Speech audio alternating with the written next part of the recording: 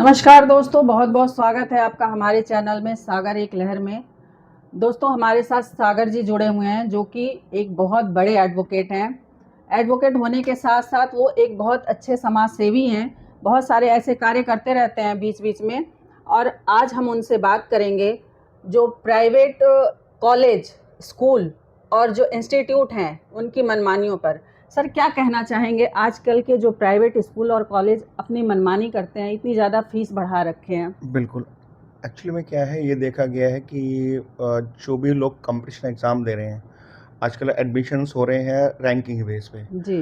अब किसी की रैंकिंग आई है 10,000, किसी की 12,000, किसी की 15,000, तो उसकी बेस पे इंटरव्यूज़ होते हैं।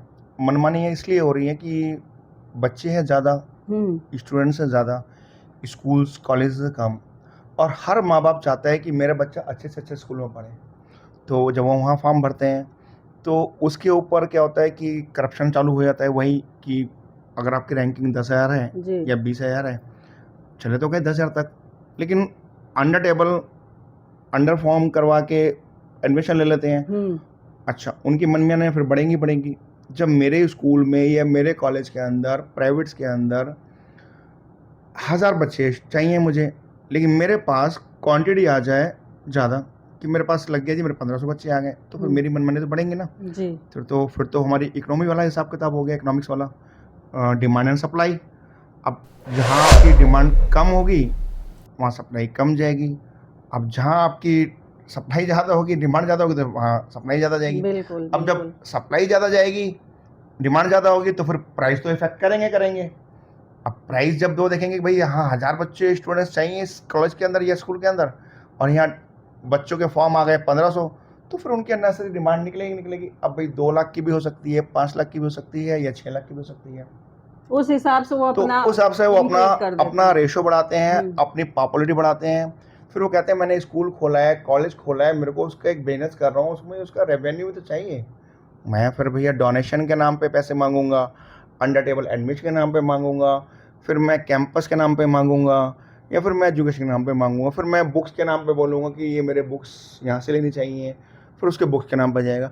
अब जो बुक्स बाज़ार में अगर आप जाओगे तो शायद 100 रुपये प्रिंट आउट होता है, लेकिन वो मिलेगी आपको कितने रुपए की? 70 रुपये की। जो भी प्राइवेट स्कूल हैं सर, हाँ, एक अपना अलग से ये ड्रेसेस की ड्रेसेस की और और बुक्स की। एक बुक्स की लेकिन वहाँ अलग से पे रखते वहाँ हैं। पे आपको जो मैंने कहा ना, अभी 100 रुपये की प्रिंट है, 70 की बाज़ार में मिलेगी, लेकिन वहाँ आपको 90 की मिलेगी। बिल्कुल। आपको और एहसान दिखाया जाएगा, तो हमने आपको 10% लेस दिया है। आपको 10% लेस तो मिला, लेकिन वो अंडर टेबल जो है, अंदर से पब्लिशर से 20% स्कूल्स को आ गया। तो ये तो शुरू से चलता आ रहा है, और देखना चाहिए हमारी सरकार को। फिर मैंने बताया कि हमारी सरकार में इस तरह के लिए जांच की समितियां बनाएं, इसके इंस्पेक्शन करें, इनको चेक करें, तो सारा पता चल जाएगा। फिर तो वहाँ दूध का दूध और पानी का पानी अपने आप हो जाएगा।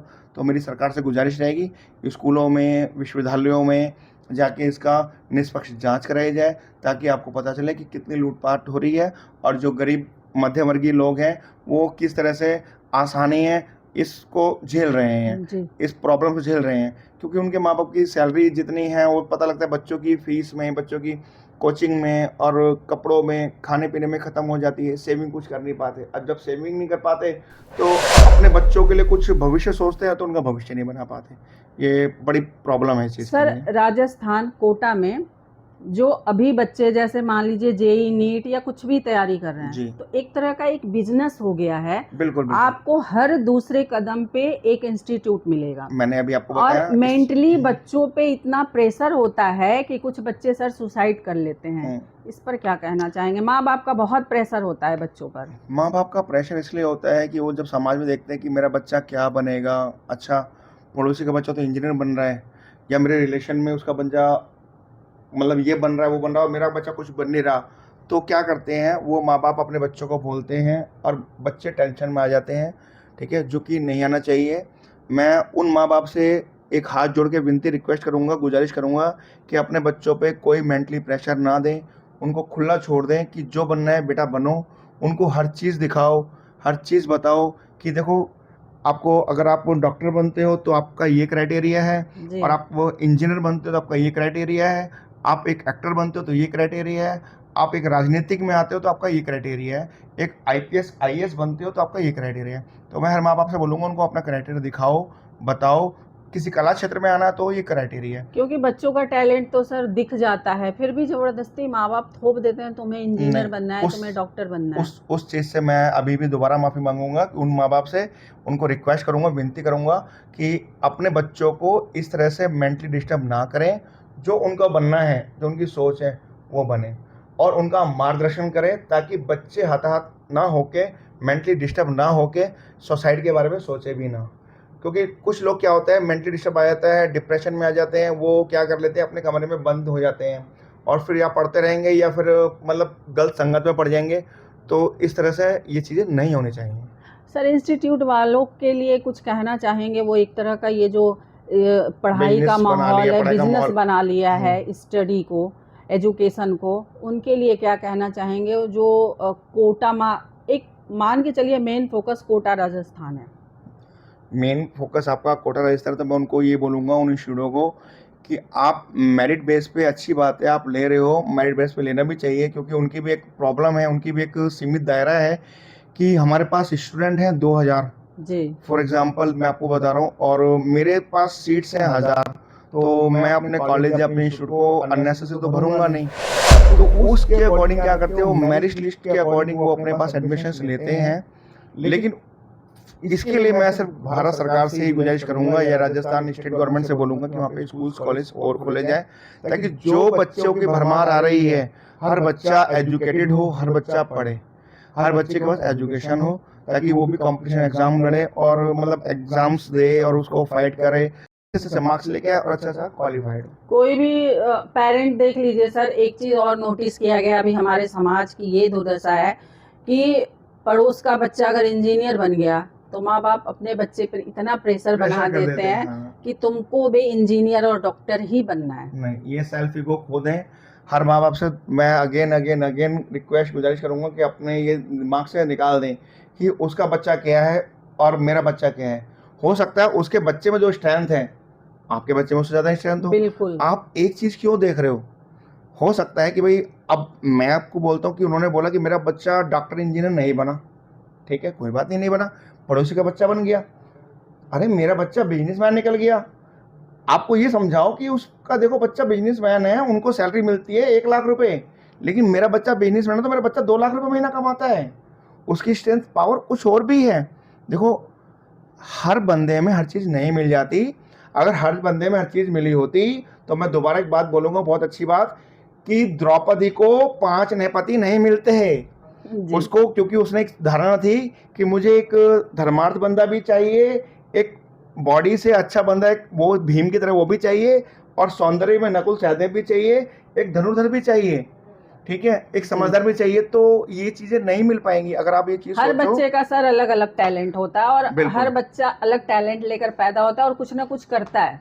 हर बच्चे में तो अपना एक माँ बाप को कोई संदेश देना चाहिए, संदेश दीजिए, मतलब अपनी तरफ से कोई टिप्स दीजिए कि उनको क्या करना मैं माँ चाहिए। बाप को ये गुजारिश करूँगा, ये टिप्स दूंगा कि बच्चों को आप हर चीज़ की गतिविधि दिखाओ, उनको किसी आईपीएस से मिलवाओ, काउंसलिंग करवाओ, उनको किसी जज से मिलवाओ, वहाँ जाओ, उनको कला क्षेत्र में लेके जाओ बच्चों को, उनको इंजीनियर दिखाओ, उनको डॉक्टर दिखाओ, उनको आप बिजनेसमैन दिखाओ, उनको हर चीज़ दिखाओ ताकि उससे वो यातायात हो, सामने आमने सामने हो, ठीक है, अवरुद्ध हो चीज़ के लिए, ताकि उनके बच्चों को पता चले कि हाँ मैंने क्या बनना है क्या नहीं। अब मैं बताता हूँ आपको एक छोटी सी स्टोरी। लोग सोचते हैं कि माँ बाप कहेंगे भाई मेरा बच्चा पायलट बनेगा, मेरा बच्चा बिजनेसमैन बनेगा या मेरा बच्चा डॉक्टर बनना चाहिए, इंजीनियर बनना चाहिए, नहीं। और बच्चे को तो उस वक्त पता भी नहीं होता, एक इम्पोज करते हैं, थोपते हैं कि तू डॉक्टर बनेगा, उसको डॉक्टर का डी भी नहीं पता, बिल्कुल। इंजीनियर का ए भी नहीं पता, लेकिन माँ बाप उसको इम्पोज करते हैं, फोकस करते हैं, मतलब एक तो बच्चा कहता है मेरे को माँ बाप बोल रहे हैं डॉक्टर बनना चाहिए या एक इंजीनियर तो बनना वो चाहिए, उसके माइंड में घुस उसमें जाता घुसता है, वो चीज़ गलत है। आपको ये होना चाहिए कि बच्चे को आप सारी चीज़ें दिखाओ और सबकी शक्तियाँ बताओ। अब बच्चे से पूछो कि तुझे क्या बनना है।